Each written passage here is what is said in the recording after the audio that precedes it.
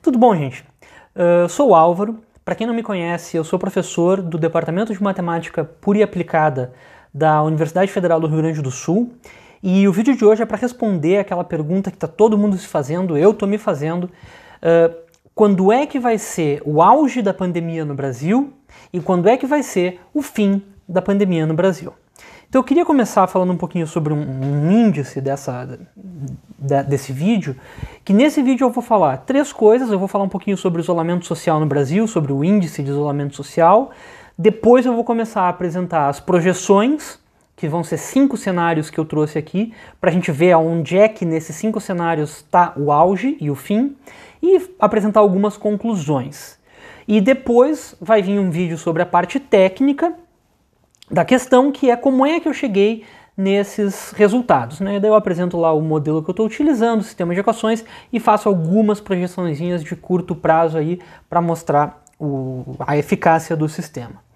E o software da modelagem das projeções é o R, ele é de fonte aberta. O código das projeções vai estar disponível aí na descrição. Toda a programação, modelagem que eu fiz vai estar disponível. E alguns avisos: é muito importante a gente ter em mente que nenhuma modelagem é a realidade, é só um esboço dessa realidade, em geral um esboço até simplificado da realidade. A modelagem ela depende fortemente da qualidade dos dados, e aqui no Brasil a gente sabe que os dados nem sempre estão super bem organizados, mas enfim, vamos trabalhar com os dados que a gente tem, o que não dá é para não fazer nada. E as projeções estão sujeitas a erros computacionais, o computador não é um supercomputador, enfim. E esses erros são maiores quanto maior for o prazo, ou seja, quanto mais longo o prazo que a gente está projetando, maior chance de ter erros computacionais, deles irem acumulando, né?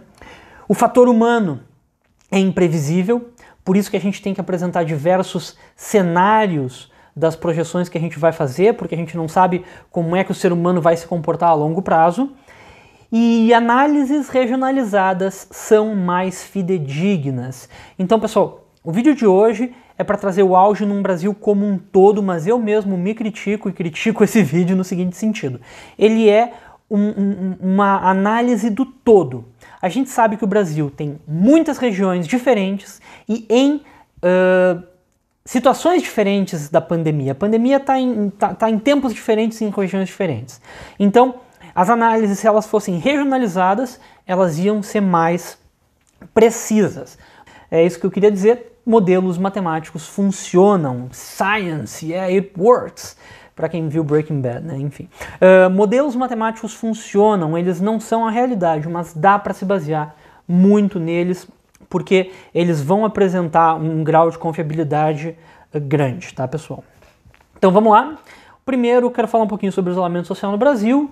Esses dados de isolamento social e o gráfico eu tirei do site da Inloco, ontem, dia 30 de maio. E o que a gente está vendo nesse gráfico? Que antes aqui de, sei lá, isso aqui é tipo 20 de março, o isolamento social no Brasil era muito baixo. Muito baixo. As pessoas estavam trabalhando, estavam vivendo a sua vida. Era normal aqui ficar em torno de 20%, 25%. Esses picos aqui são os fins de semana, né? Domingo, sábado, feriado, que as pessoas ao natural já ficam mais em casa. Aí lá depois do dia 20 de maio começou a subir, chegou num auge de 60% e depois começou a cair um pouco. Hoje em dia faz bastante tempo que a gente está em uma média de 43% de isolamento social. Então, isso daqui para mim é fundamental para as amostras, para as análises que eu vou trazer, para as projeções, que é o índice que eu vou trocar para visualizar os diferentes cenários, tá? Então vamos dar uma olhada nas projeções. Primeira projeção: se mantiver como está, ou seja, se a gente mantiver 43% de isolamento social a longo prazo, o que pode acontecer?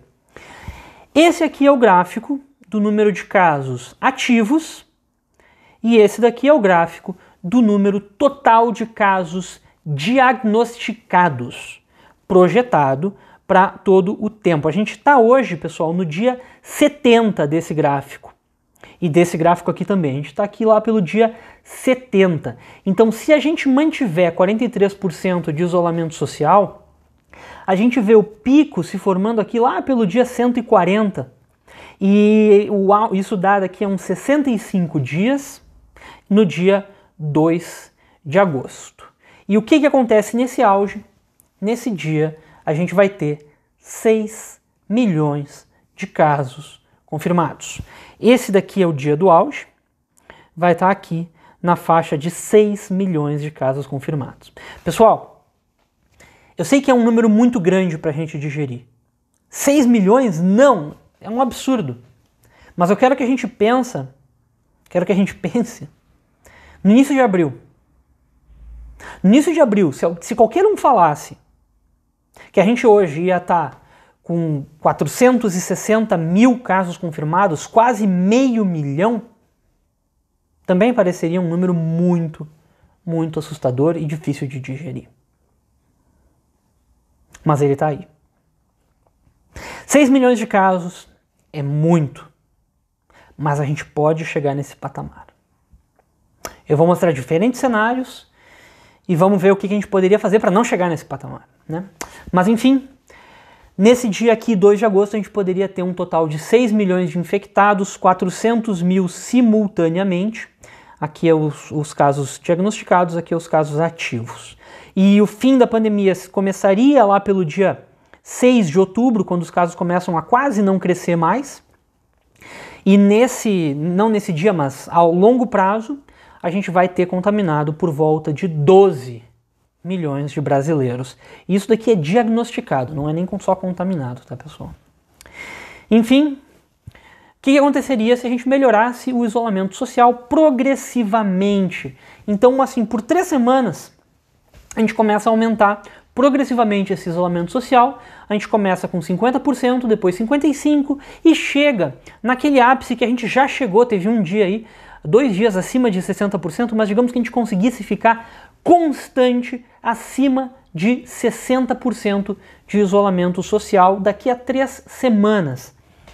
A curva, ela já muda bastante o formato dela.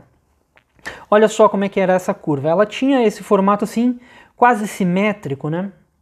E agora aqui essa curva ela já ficou com essa cara meio de, opa, alguma coisa quebrou, teve uma quebra aqui. Por que teve essa quebra? Porque até agora a gente não conseguiu atingir um isolamento social nesse nível constantemente. A gente está constantemente na faixa de 40%, 50%. Se a gente chegar a 60%, a gente vê isso que quebrou. E aí a gente consegue ter um auge mais cedo, 38 dias, ou seja, dia 6 de julho, e com só 1,7 milhões de infectados. Olha a diferença, é 3 vezes menos do que essa projeção, que é manter os 43% de isolamento social. Agora, a longo prazo é ainda maior a diferença. Olha só, a gente vai para 5,4 milhões. O fim começa a demorar mais, porque o crescimento ele se dá mais lento, tudo bem. O fim vai ser só lá em janeiro do ano que vem.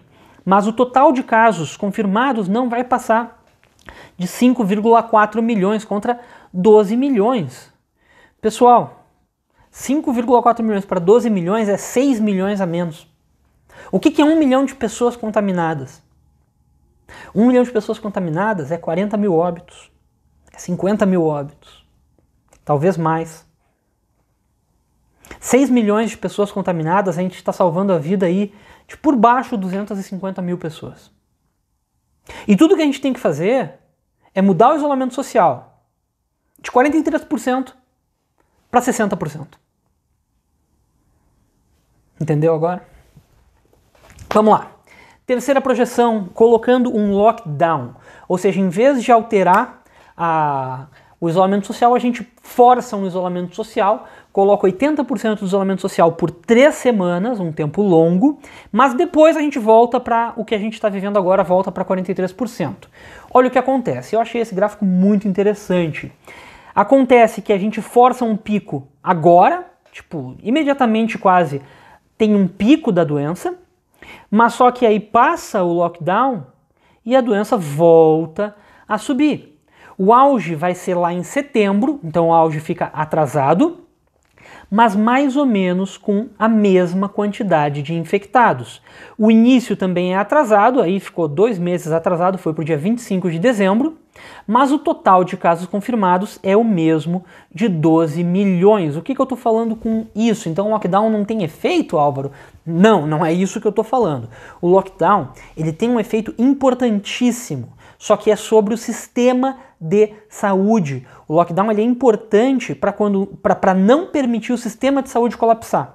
O lockdown, eu estou dizendo com isso, ele tem que ser regionalizado e não nacional mesmo. Um lockdown tem que ser regionalizado se nessa região o sistema de saúde estiver perto do colapso, porque o sistema de saúde em colapso aumenta astronomicamente a taxa de mortalidade. Pessoas que não viriam a óbito se tivessem um tratamento adequado começam a vir a óbito, não só de Covid e de outras doenças também. Então o lockdown é nesse sentido que ele tem que ser implementado, para proteger o sistema de saúde, mas ele não altera o total da pandemia. O que altera o total da pandemia é o isolamento social contínuo, não aquele que é feito num período e depois é aberto, tá?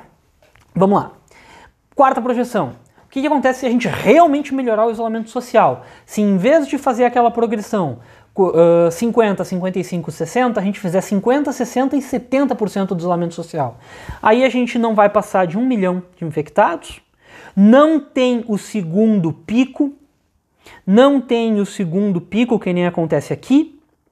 A gente tem um pico só, muito em breve, 2 semanas depois que chegar aqui nos 70%, já tem o pico e começa a decair o número de casos. Não chega a 1 milhão de infectados no dia do pico e o total de pessoas infectadas é 2,3 milhões. Então é uma diferença absurda para o número de infectados se a gente conseguir realmente melhorar o isolamento social. Mas assim, ó, melhorar mesmo. É por isso que tantas pessoas falam nesse número aqui que a gente tinha que atingir 70% de isolamento social. Isso é fantástico, é magnífico ver uma coisa desse tipo. Ia ser tão bom se conseguíssemos chegar nessa realidade. E em contraste com a melhora real, o que aconteceria numa normalidade imediata? Ou seja, 25% de isolamento social, que nem a gente tinha antes de todas essas medidas. O auge se dá em 1 mês e meio, dia 16 de julho, e nesse dia teremos 8 milhões de infectados. O fim fica lá para setembro, é bem avançado, é bem adiantado esse fim da pandemia, só que o total de casos confirmados é 16 milhões. 16 milhões contra 12 milhões, que é a gente manter o jeito que está, é 4 milhões de pessoas a menos. 4 milhões de pessoas, 100 mil vidas. Vamos lá. Conclusões. O lockdown ele é importante para o sistema de saúde, porque ele diminui a taxa de letalidade, mas ele não impede o avanço da pandemia. O que impede o avanço da pandemia é o isolamento social contínuo, porque aí sim a gente consegue suavizar os danos, consegue diminuir o número de novos casos. E o isolamento social ele tem um impacto gigantesco no número de infectados. Aqui eu trouxe 4 modelagens, sem lockdown, as 4, e só para a gente comparar, as 4 curvas estão aqui. A curva vermelha com 25% de isolamento social, o auge se daria 16 de julho com 8 milhões e o total de 16 milhões a longo prazo. Mantendo do jeito que está, a gente está nessa curva azul escuro. O auge se dá dia 2 de agosto, infectados 6 milhões, no total 12 milhões, 6 milhões no dia 2 de agosto, 12 milhões no total. Se a gente conseguir melhorar um pouco que seja o isolamento social, chegar a 50%, o auge atrasa mais uma semaninha, chega ali no dia 10 de agosto, com 5 milhões de infectados nesse dia, e o total de infectados 10 milhões, já é 2 milhões a menos. E se a gente conseguisse fazer um esforço realmente grande, colocar a partir de amanhã 60% do isolamento social, chega nessa curva preta, que é quase estranha, porque a escala dela é muito menor do que a escala das outras. Mas o auge estaria aqui no dia 16 de julho, com menos de 2 milhões de infectados no auge e um total de infectados de 5 milhões. Pessoal, o isolamento social salva vidas. O isolamento social salva dezenas de milhares de vidas. Se puder, fica em casa. Se não tiver como ficar em casa, vai pra rua. Não tem o que fazer, bora lá. Só que, se estiver na rua, se cuida ao máximo. Coloca a máscara. Pratica o distanciamento social. O isolamento às vezes não é possível, mas o distanciamento sempre é possível. Tenta ir a pé. Eu sei que tem gente que mora muito longe e o transporte público está lotado, mas tentar evitar os horários de pico, pelo menos, do transporte público. Na fila do supermercado, na fila do banco, na fila da farmácia, fica longe um do outro. Isso daí é o que a gente vai conseguir fazer a pandemia baixar. Isso daí é o que a gente vai conseguir salvar vidas, tá, pessoal? Ações individuais. E, bueno, para quem tiver curioso como é que eu cheguei nesses dados, tem o próximo vídeo, eu já vou postar. E é isso aí, até a próxima e muito obrigado.